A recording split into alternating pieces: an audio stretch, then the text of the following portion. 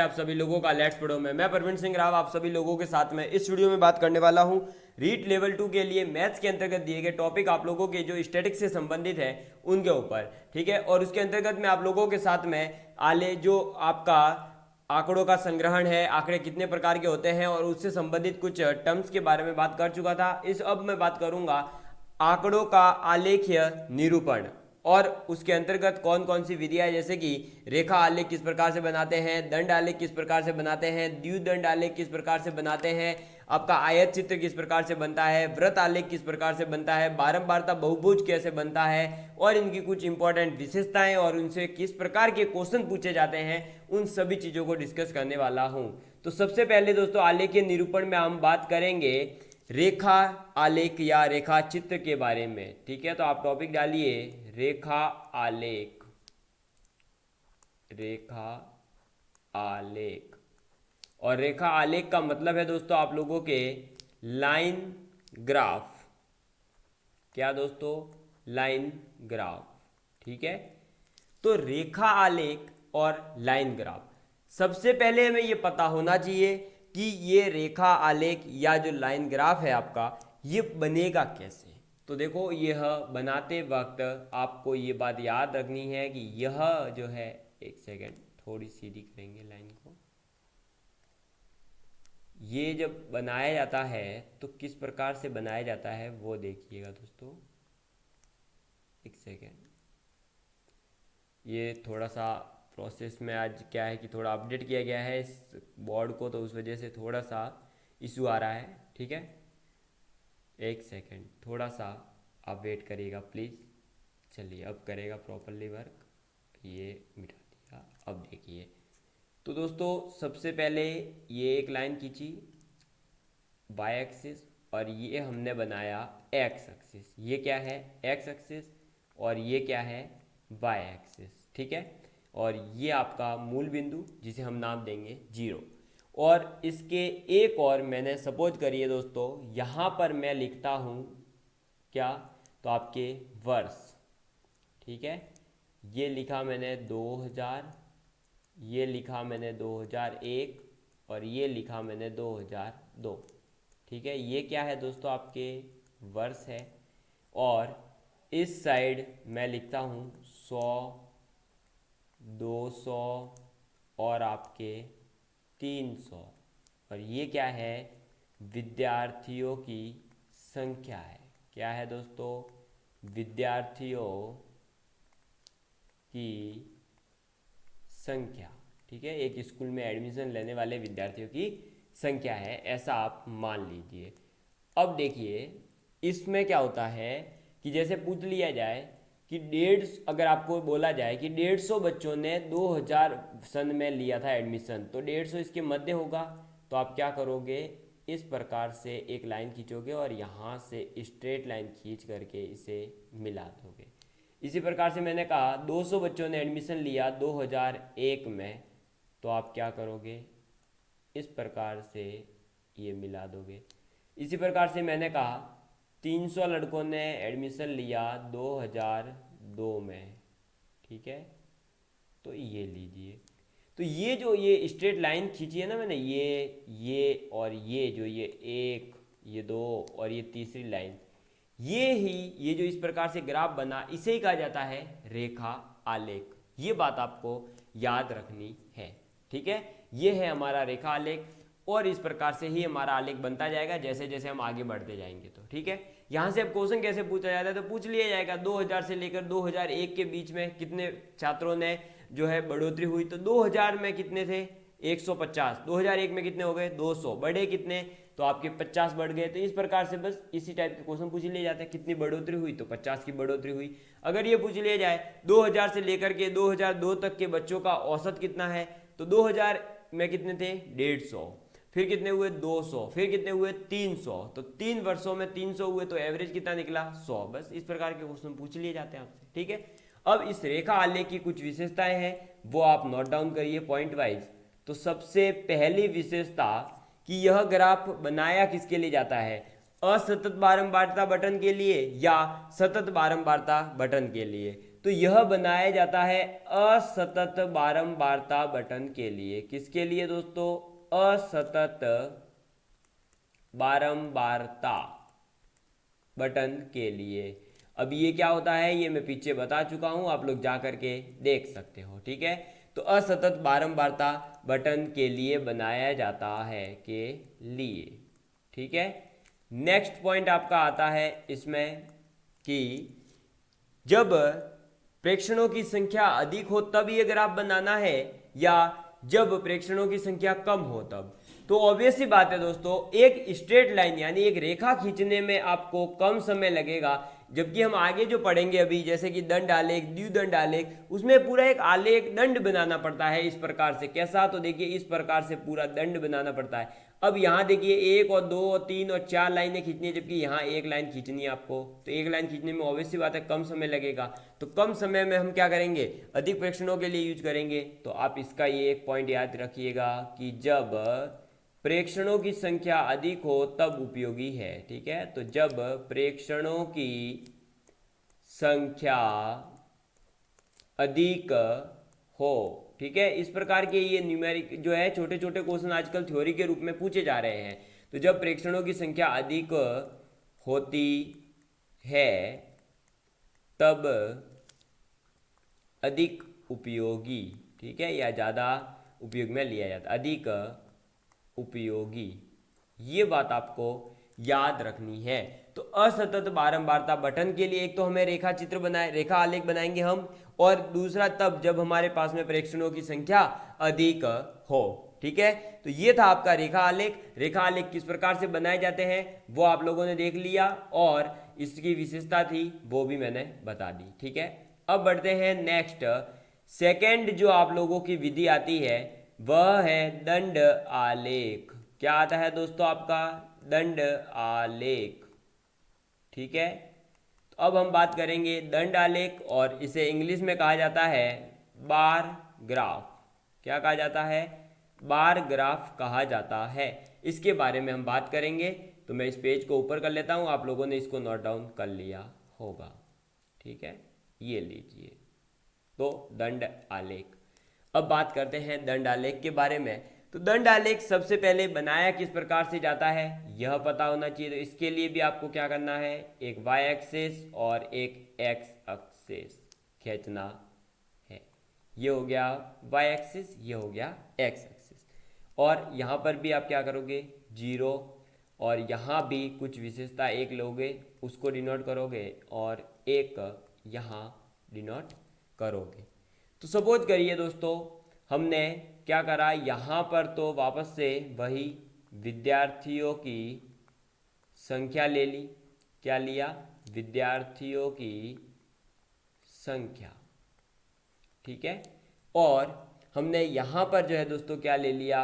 वर्ष ले लिए वापस से, और वर्ष लिए 2017, 2018 और 2019। ठीक है, यहाँ पर विद्यार्थियों की संख्या हमने ली 50, 100, 150।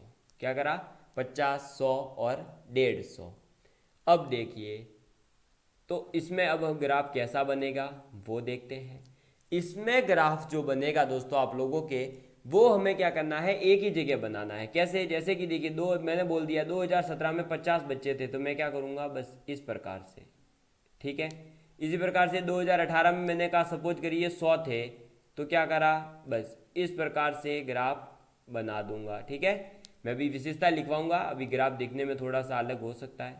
2019 में मान लिया 150 बच्चे थे, तो ये इस प्रकार से ग्राफ बना देंगे। अभी जरूरी नहीं है इस प्रकार से खाली ही हो, ये इस प्रकार से भरे हुए ग्राफ भी बनाए जा सकते हैं। वो जिस प्रकार से पूरा ये ब्लैक भी हो सकता है, पूरा ब्लैंक भी हो सकता है, इस प्रकार से लाइनिंग भी हो सकती है, वो कुछ भी हो सकता है। ठीक है, ये बात आपको याद रखनी है। तो जब इस प्रकार का ग्राफ दिखाई दे उसे कहा जाता है दंड आलेख। अब इस दंड आलेख की कुछ इंपॉर्टेंट जो विशेषताएं हैं वो हम नोट डाउन करेंगे। तो इसमें सबसे पहली विशेषता आपको यही याद रखनी है कि यह भी किसके लिए बनाया जाता है? तो असतत बारंबारता बटन के लिए। ये बात आपको याद रखनी है। किसके लिए बनाया जाता है? असतत बारंबारता बटन के लिए, ठीक है। सेकेंड चीज इसमें क्या याद रखनी है? जब प्रेक्षणों की संख्या कम हो, क्या हो दोस्तों? जब प्रेक्षणों की संख्या कम हो, ठीक है। अगर ऐसा क्वेश्चन बन जाए कि आपके पास में प्रेक्षणों की संख्या एक बार 100 है, दूसरी बार 50 है, तो बताइए आप निम्नलिखित में से कौन सा आलेखी निरूपण करोगे?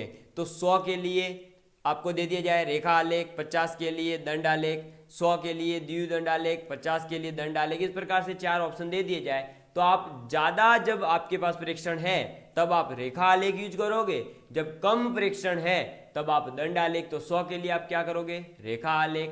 50 के लिए आप क्या करोगे?